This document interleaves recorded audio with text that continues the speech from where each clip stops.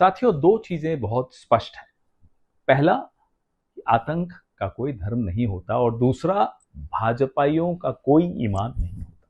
मैं ये किसी कारण से कह रहा हूं, बड़े दावे से कह रहा हूं। आप देखिए किस तरह से जब संकट आया, ये सरकार जिसकी असलियत से हम और आप वाकिफ हैं, मुसलमानों के विषय में ये क्या सोचते हैं ये हम और आप जानते हैं, लेकिन जब संकट आया, विश्व समुदाय के सामने आपको अपनी एक वैद्य लेजिटिमाइज करना था अपनी छवि को, तो आपने कर्नल सोफिया का सहारा लिया, उनको आपने सामने रखा। और कुछ दिनों के बाद ही आपके अपने मध्य प्रदेश के मंत्री ने क्या टिप्पणी की कर्नल सोफिया के बारे में, कोई एक्शन नहीं लिया।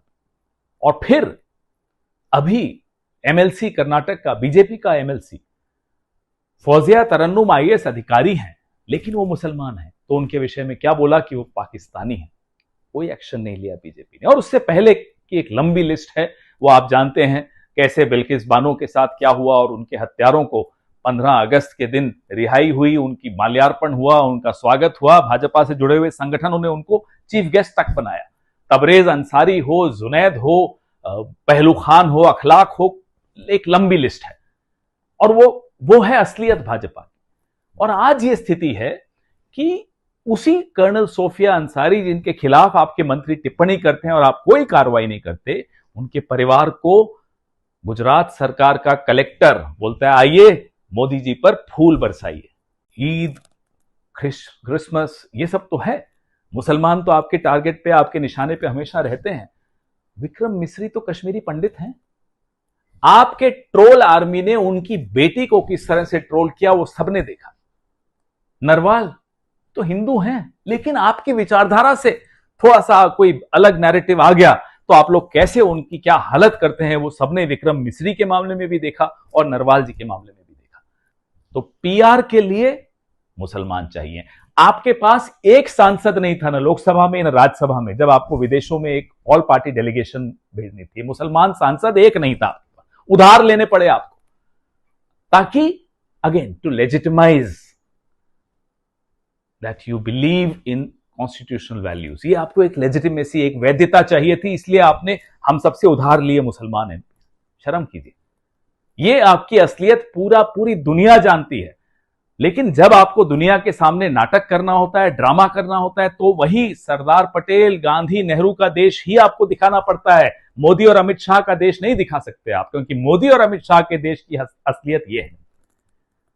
मोदी और अमित शाह के देश के साथ कोई और देश नहीं खड़ा रहा जब संकट हम पर आया। तो ये भारत है।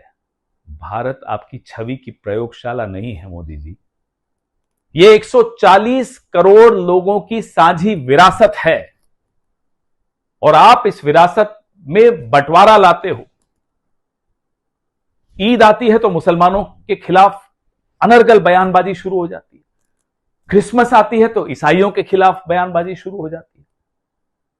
क्या इस तरह से देश चलाया जाता है? आपको अब तो होश ठिकाने आ गए होंगे कि देश ऐसे नहीं चलाया जाता। अब आप ही के एक सांसद जो देश में जब रहते हैं तो तमाम तरह की वाहियात बातें करते हैं मुसलमानों के खिलाफ, आज वो शांति दूत बनकर सऊदी अरेबिया में भाषण दे रहे हैं फिलिस्तीन के पक्ष में। फिलिस्तीन के ऊपर कोई गलत हो रहा है तो हमने कहा कि 1974 में पीएलओ को हम पहले देश थे जिन्होंने मान्यता दी।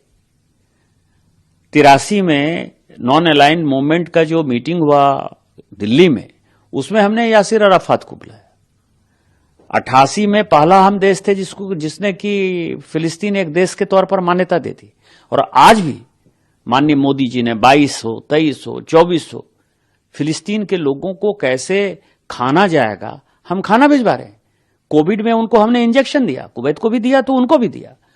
और प्रत्येक साल भारत सरकार अपने बजट में, इवन इस साल भी, $39 मिलियन जो है हमने रख रखा है जो फिलिस्तीन की सहायता देंगे। आप जो है, हम वहां से बैठकर फिलिस्तीन के लिए जितना कर सकते हैं आप उसको करो। वो एक ऐसा राष्ट्र है इजराइल जो किसी की बात नहीं मान रहा है। ये असलियत है आपकी। देखिए, अब फूल वूल नहीं बरसाए जाएंगे, अब संविधान के पन्ने खुलेंगे। हर एक हिंदुस्तानी अपना हक मांगेगा, वो हिंदू हो, मुसलमान हो, सिख हो, ईसाई हो, सब अपने त्योहार मनाएंगे, एक दूसरे के त्योहारों में एक दूसरे को बधाई देंगे। यह है इस देश की खूबसूरती। और अब भी अगर आपको एहसास नहीं हुआ, आप इस देश की राजनीति में रहने लायक व्यक्ति नहीं है, छोड़िए इस पद को। ये असलियत अब आपकी पूरी दुनिया के सामने है, और दुनिया के सामने मोदी शाह का देश नहीं चलेगा, गांधी, नेहरू और पटेल का देश ही चलेगा। जय हिंद।